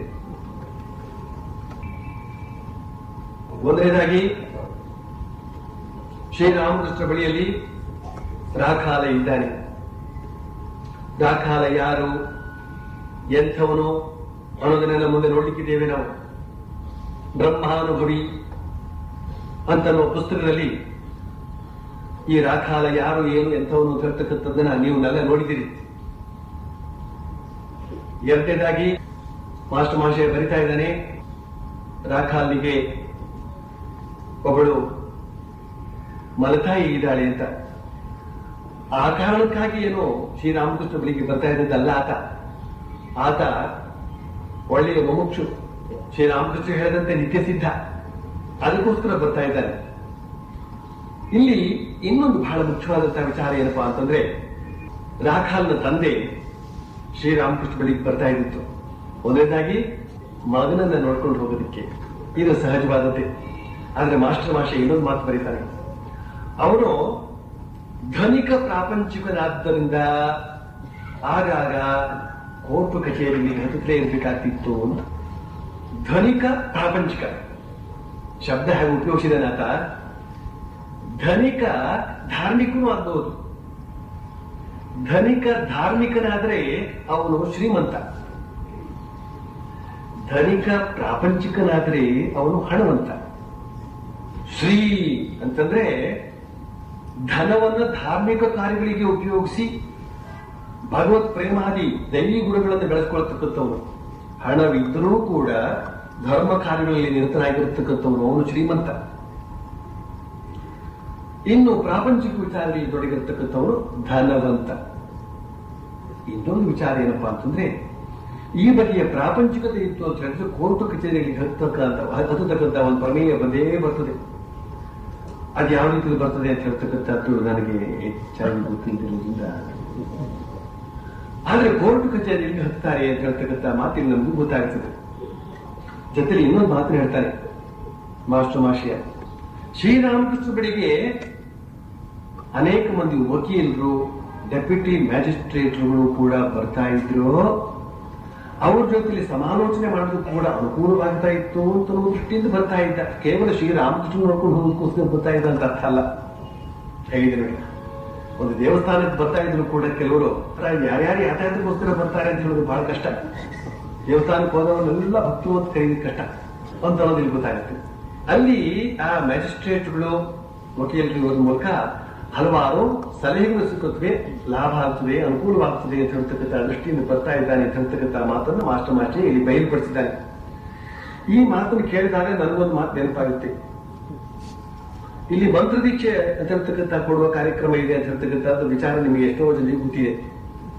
ಮಂತ್ರ ದೀಕ್ಷೆ ಯಾರು ಶ್ರೀ ರಾಮಕೃಷ್ಣ ವಿವೇಕಾನಂದ, ಶ್ರೀಮಾತೆ ಶಾರದಾ ದೇವಿಯರ ಜೀವನ ಸಂದೇಶಗಳನ್ನು ಓದಿ ಪ್ರಭಾವಿತರಾಗ್ತಾರೋ ಮತ್ತು ಭಗವಂತನ ಸಾಕ್ಷಾತ್ಕಾರ ಮಾಡ್ಕೊಳ್ಬೇಕು ಅಂತ ಹೇಳ್ತಕ್ಕಂಥ ವ್ಯಾಕುಲತೆಯಾಗಿ ಓದಿಸ್ತದೋ ಅವರೆಲ್ಲರೂ ಕೂಡ ಸ್ವಾಭಾವಿಕವಾಗಿ ರಾಮಕೃಷ್ಣಾಶ್ರಮದ ಹಿರಿಯ ಸನ್ಯಾಸಿಗಳಾದಂತಹ ಸ್ವಾಮಿ ತಪಸ್ಯಾನಂದ ಇತ್ಯಾದಿ ಪ್ರೆಸಿಡೆಂಟ್ ಹಾಗೂ ವೈಸ್ ಪ್ರೆಸಿಡೆಂಟ್ ಅವರ ಮೂಲಕ ಮಂತ್ರ ದೀಕ್ಷೆಯನ್ನು ಪಡಿತಕ್ಕಂತಹ ಕ್ರಮ ಒಂದು ಇದೆ ಅಂತ ಹೇಳ್ತಕ್ಕಂಥದ್ದು ನೀವೆಲ್ಲರೂ ಬಲ್ರಿ.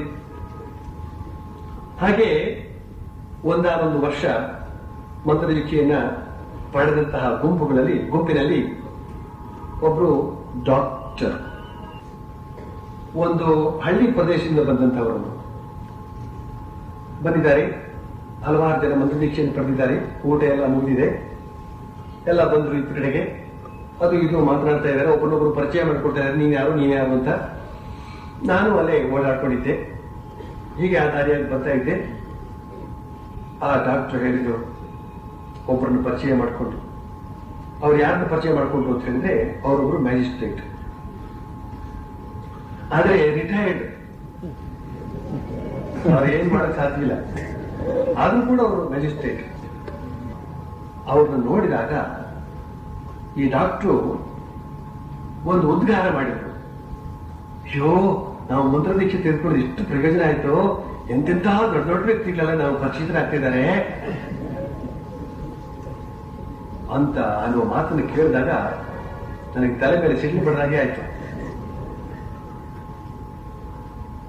ಈ ಲೋಕದಲ್ಲಿ ಇರತಕ್ಕಂತಹ ಮನುಷ್ಯರಲ್ಲ, 14 ಲೋಕದಲ್ಲಿ ಇರತಕ್ಕಂತಹ ವ್ಯಕ್ತಿಗಳೆಲ್ಲರೂ ಮೀರಿಸ್ತಕ್ಕಂತಹ ಪರಮಾತ್ಮ ಇದಾನಲ್ಲ, ಅವನನ್ನ ಬೀಜ ರೂಪದಿಂದ ಮಂತ್ರದೀಕ್ಷೆಯಾಗಿ ಪಡೆದು ತನ್ನ ಹೃದಯದಲ್ಲಿ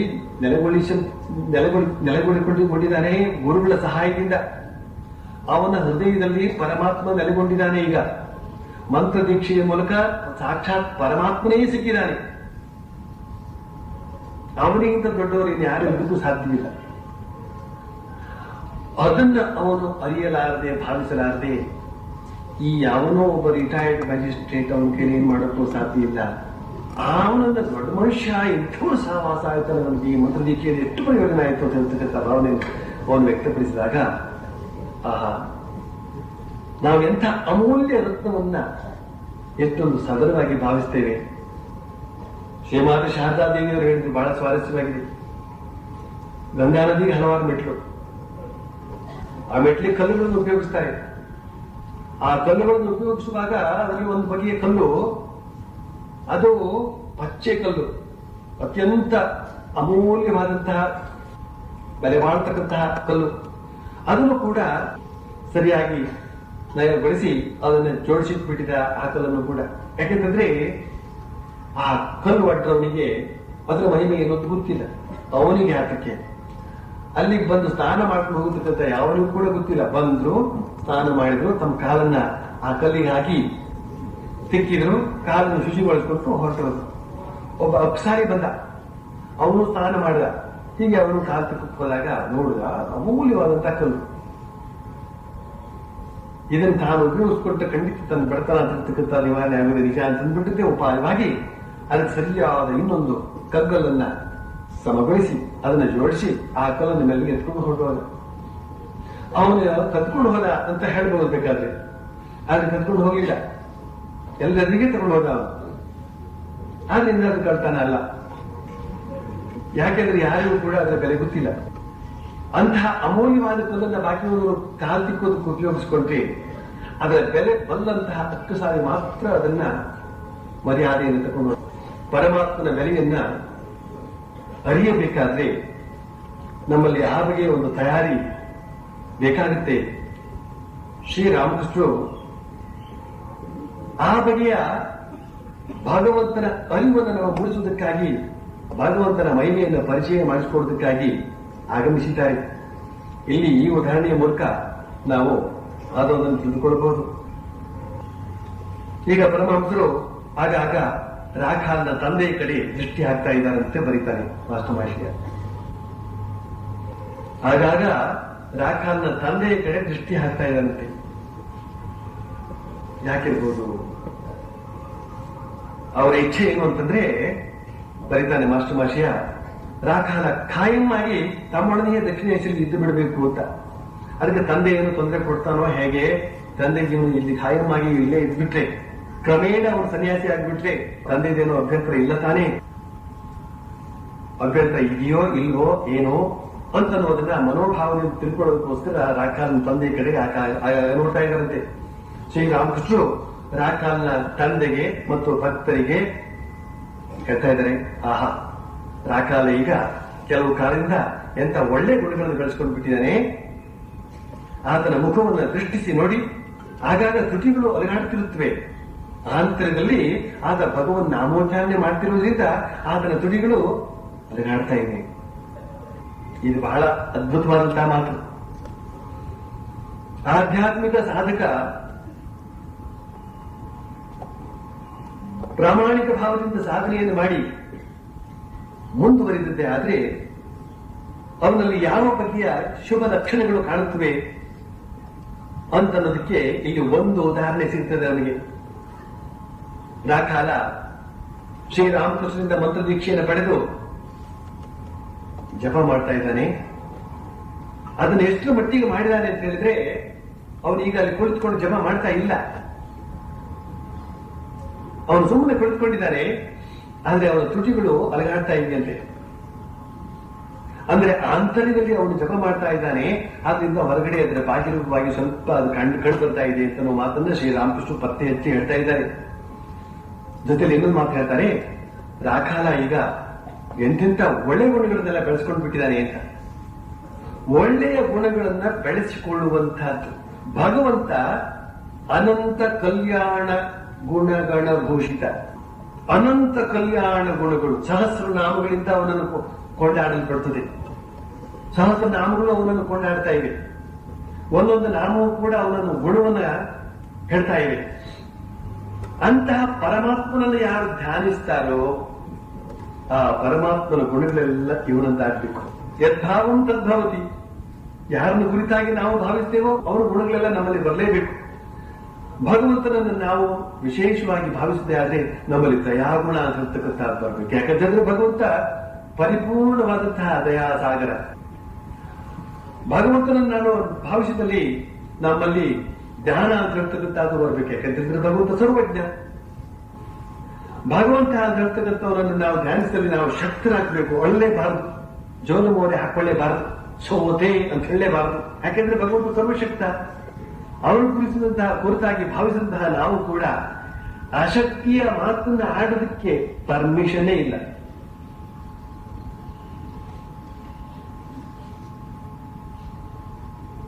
ರಾಖಾಲ ದಿವ್ಯ ಗುಣಗಳನ್ನೆಲ್ಲ ಬೆಳೆಸ್ಕೊಂಡಿದ್ದಾನೆ ಅಂತಿರ್ತಕ್ಕಂಥ ಮಾತನ್ನ ಗುರುತಿಸಿ ಅದನ್ನ ಬಾಕಿ ಉಳಿದವರು ಕೂಡ ಗಮನಿಸುವಂತೆ ಮಾಡ್ತಾ ಇದ್ದಾರೆ. ಹೊರಗಡೆ ನಿಮ್ಮಲ್ಲೆಲ್ಲರಿಗೂ ಕೂಡ ಅನುಭವ ಇದೆ.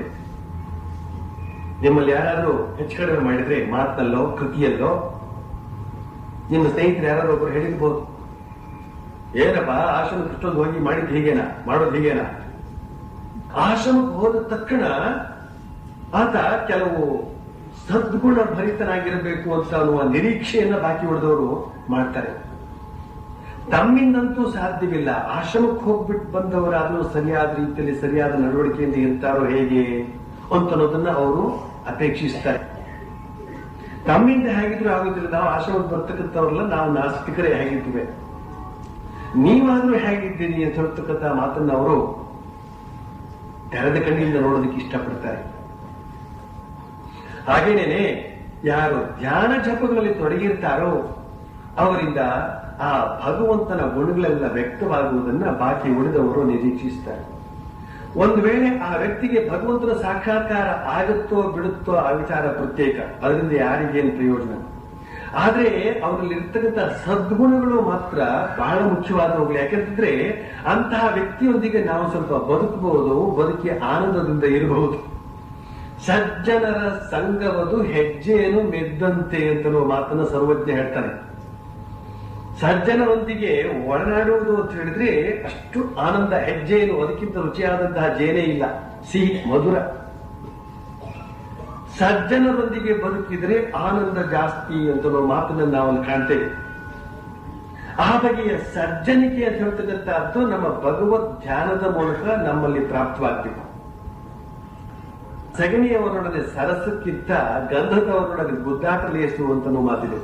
ಸಗಣಿಯವನು ಅಂದ್ರೆ ಪ್ರಾಪಂಚಿಕ ವ್ಯಕ್ತಿ ಅಂತ ಇಟ್ಕೊಳ್ಳಿ, ಗಂಧದವನು ಅಂತ ಹೇಳಿದ್ರೆ ದೈವಿಕ ವ್ಯಕ್ತಿ ಅಂತ ಇಟ್ಕೊಳ್ಳಿ.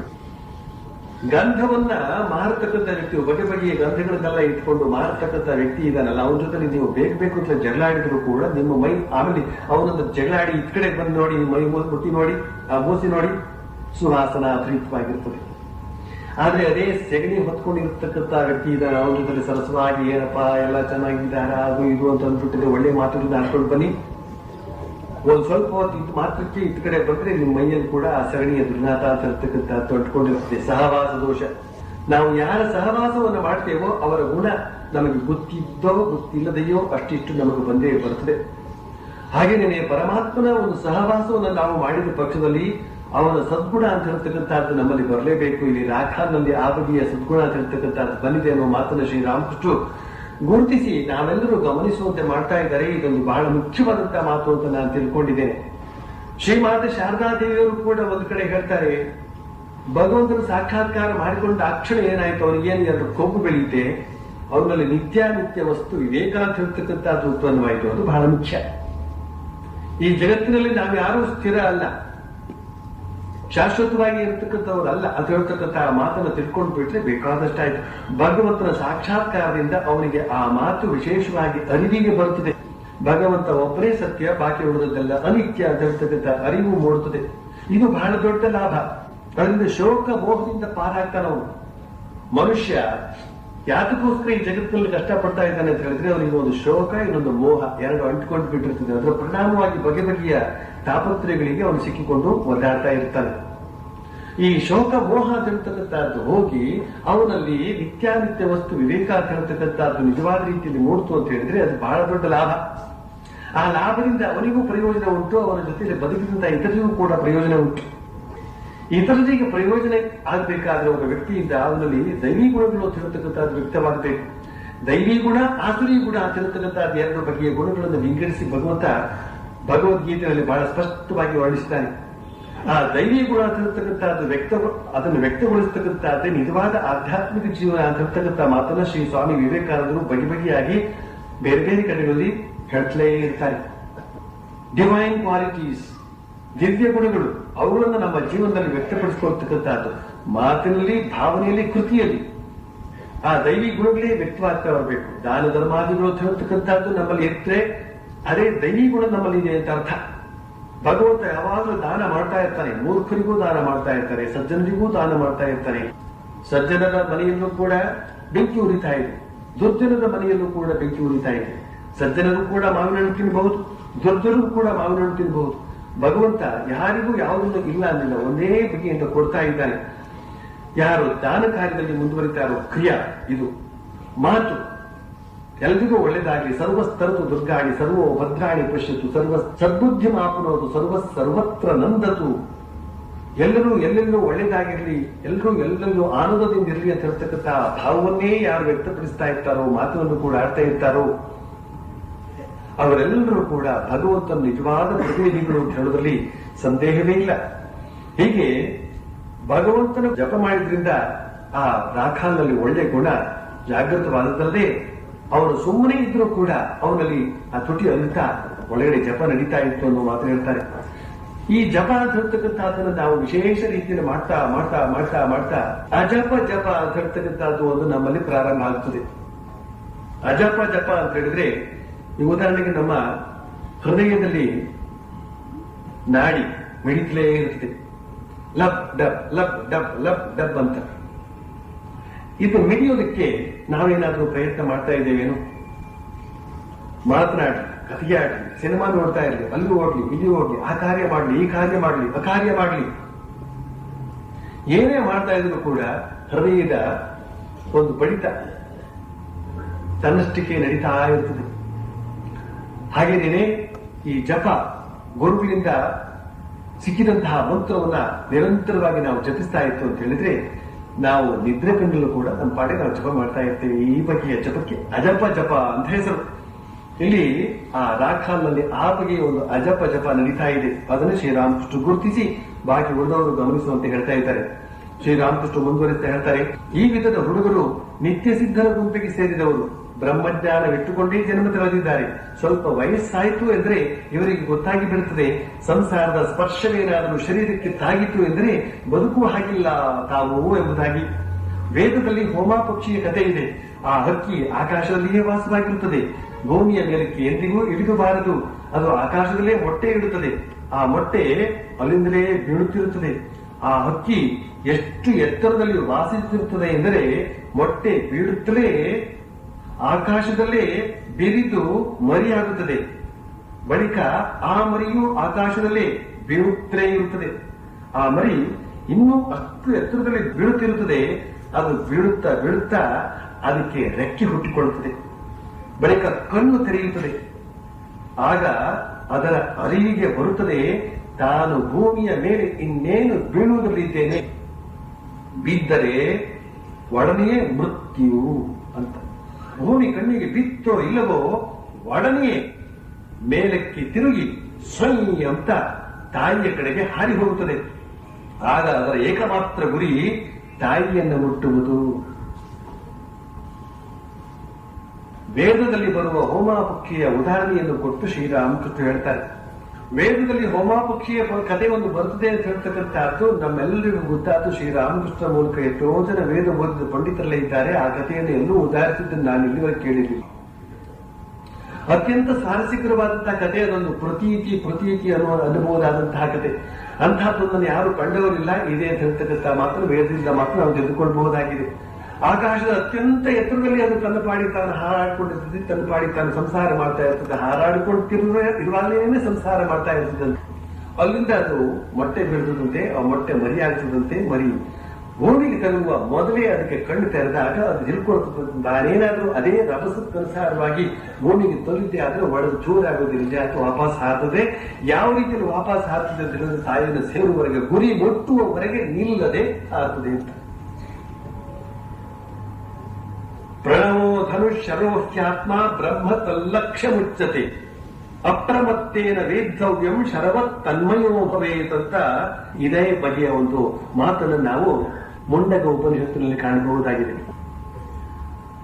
ಓಂಕಾರ ಅಂತ ಹೇಳ್ತಕ್ಕಂತಹ ಧನುಸ್ಸಿಗೆ ಆತ್ಮವನ್ನ ಬಾಣವನ್ನಾಗಿ ಎದೆಯೇರಿಸಿ ಬ್ರಹ್ಮದತ್ತ ಗುರಿ ಇಟ್ಟು ಅದನ್ನ ಬಿಟ್ಟ ಅಂತ ಹೇಳಿದ್ರೆ ಆ ಬಾಣ ಅಕ್ಕಪಕ್ಕದಲ್ಲಿರ್ತಕ್ಕಂತಹ ಮರಗಳ ಯಾವ ಹಣ್ಣನ್ನು ಕೂಡ ಚುಚ್ಚದೆ ನೇರವಾಗಿ ಹೇಗೆ ಆ ಬಾಣ ಗುರಿಯತ್ತ ಸಾಕ್ತದೋ ಅದೇ ರೀತಿಯಲ್ಲಿ ಆತ್ಮ ಅಂತ ಹೇಳ್ತಕ್ಕಂಥದ್ದು ಪರಮಾತ್ಮನಲ್ಲಿ ಲೀನವಾಗುವವರೆಗೆ ಒಂದೇ ಸಲನೆ ಹೋಗ್ತಾ ಇರಬೇಕು. ಅಷ್ಟಸಿದ್ಧಿಗಳು ಅಂತ ಬರ್ತಾ ಇವೆ.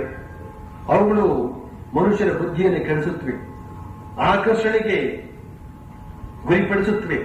ಆದರೂ ಅವುಗಳ ಪ್ರಲೋಭನೆಗೆ ಒಳಗಾಗದೆ ನೇರವಾಗಿ ಅವನು ಯಾವ ರೀತಿಯಲ್ಲಿ ಮುಂದುವರಿಯಬೇಕಾಗಿದೆಯೋ, ಗುರಿಯನ್ನು ಸೇರುವವರೆಗೆ ಹೇಗೆ ಮುಂದುವರಿಯಬೇಕಾಗಿದೆಯೋ ಅದೇ ರೀತಿಯಲ್ಲಿ ಈ ಹೋಮಾಪಕ್ಷಿಯ ಮರಿಯೂ ಕೂಡ ತನ್ನ ಗುರಿಯತ್ತ ಧಾವಿಸಿ ತಾಯಿಯನ್ನು ಸೇರ್ಕೊಳ್ತದೆ ಅಂತ ನಾವು ಮಾತಾಡ್ತಾರೆ.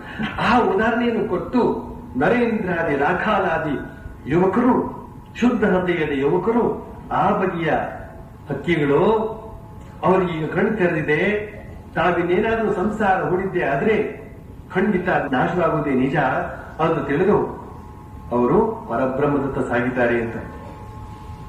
ಬಳಿಕ ಮುಂದುವರಿಸಿ ಹೇಳ್ತಾರೆ, ಈ ಹುಡುಗರೆಲ್ಲ ಆ ಹಕ್ಕಿಯ ಹಾಗೆ ಬಾಲ್ಯದಿಂದಲೇ ಸಂಸಾರ ಕಂಡ್ರೆ ಭಯ. ಇವರ ಒಂದೇ ಒಂದು ಯೋಚನೆ ಏನೆಂದ್ರೆ ಯಾವ ರೀತಿಯಾಗಿ ಭಗವತಿಯನ್ನು ಮುಟ್ಟುವುದು, ಯಾವ ರೀತಿಯಾಗಿ ಭಗವಂತನ ಸಾಕ್ಷಾತ್ಕಾರವನ್ನು ಪಡೆಯುವುದು ಅಂತ. ಪರಿಪೂರ್ಣವಾಗಿ ಆಧ್ಯಾತ್ಮಿಕ ಜೀವನವನ್ನೇ ಆರಿಸಿಕೊಂಡಂತಹ ವ್ಯಕ್ತಿಗಳು ಯಾವ ರೀತಿಯಲ್ಲಿ ಇರಬೇಕು ಅನ್ನೋದಕ್ಕೆ ಇಲ್ಲಿ ಅತ್ಯಂತ ಶ್ರೇಷ್ಠವಾದ ಸೂಚನೆಯನ್ನು ನಾವು ಕಾಣ್ತಾ ಇದ್ದೇವೆ. ಪರಿಪೂರ್ಣವಾಗಿ ನಾವು ಆಧ್ಯಾತ್ಮ ಜೀವನವನ್ನೇ ಸ್ವೀಕರಿಸಿದಾಗ ಯಾವ ರೀತಿಯಲ್ಲಿ ನಾವು ಇರಬೇಕಾಗುತ್ತೆ ಅಂತ ಅನ್ನೋದಕ್ಕೆ ಇಲ್ಲಿ ಶ್ರೇಷ್ಠವಾದ ಉದಾಹರಣೆ. ಬಳಿಕ ಮುಂದುವರಿಸ್ತಾ ಹೇಳ್ತಾರೆ, ನೀವು ಕೇಳಬಹುದು, ಪ್ರಾಪಂಚಿಕರ ಹೊಟ್ಟೆಯಲ್ಲಿ ಹುಟ್ಟಿ ಪ್ರಾಪಂಚಿಕರ ಸಹವಾಸದಲ್ಲಿ ಬೆಳೆದು ಇಂಥ ಭಕ್ತಿ, ಇಂಥ ಜ್ಞಾನ ಇವರಿಗೆ ಬಂದಿರುವ ಬಗೆ ಹೇಗೆ? ಇದಕ್ಕೆ ವಿವರಣೆ ಕೊಡಬಹುದು. ಅಂತ ಶ್ರೀರಾಮಕೃಷ್ಣ ಮುಂದುವರಿಸ್ತಾ ಹೇಳ್ತಾರೆ. ಒಂದು ಪಕ್ಷ ತಿಪ್ಪೆಗುಂಡಿಗೆ ಬಟಾಣಿ ಕಾಳು ಬಿದ್ರೆ ಅಲ್ಲೂ ಅದು ಬಟಾಣಿ ಗಿಡವಾಗಿಯೇ ಹುಟ್ಟುತ್ತದೆ. ಆ ಗಿಡದ ಬಟಾಣಿ ಕಾಳು ಎಷ್ಟೋ ಉಪಯೋಗಕ್ಕೆ ಬರ್ತದೆ. ಬಟಾಣಿ ತಿಪ್ಪೆಗುಂಡಿಗೆ ಬಿದ್ದು ಬಿಟ್ಟದ್ರಿಂದ ಅದು ಅಲ್ಲಿ ಬೇರೆ ಗಿಡವಾಗಿ ಹುಟ್ಟಿದೆ. ಎಂತ ಉದಾಹರಣೆ ಇದು.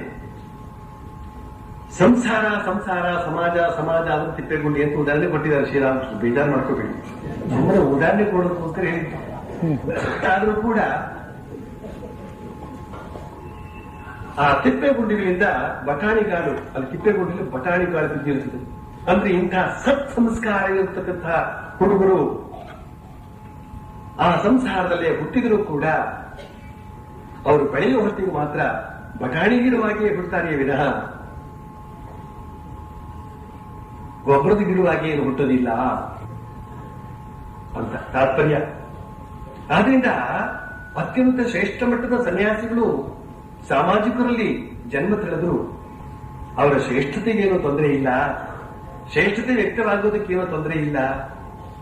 ಅಂತರಂಗದ ಸತ್ವ ಏನಿದೆಯೋ ಅದೇ ವ್ಯಕ್ತವಾಗುತ್ತದೆ.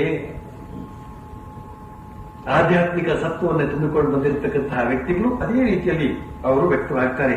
ಸಕಾಲ ಬರುತ್ತಲೇ ಅವರು ತಾವು ಸೇರಬೇಕಾದಂತಹ ಜಾಗಕ್ಕೆ ಬಂದು ಸೇರಿಕೊಂಡು ಏನಾಗಬೇಕು ಅದಾಗೆ ಆಗ್ತಾರೆ.